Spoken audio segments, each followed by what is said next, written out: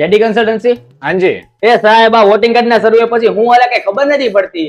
અરે ભાઈ પેલા ટાઢા થઈ જવા, પાણી પી લો. તમે જેડી કન્સલ્ટન્સી માં આવ્યા છો, ભલા માણા મૂંઝાવાનો જ નહીં. પણ સાહેબ આ મને ખબર કઈ રીતે પડે મારું ચૂંટણી કાર્ડ ચાલુ છે કે બંધ?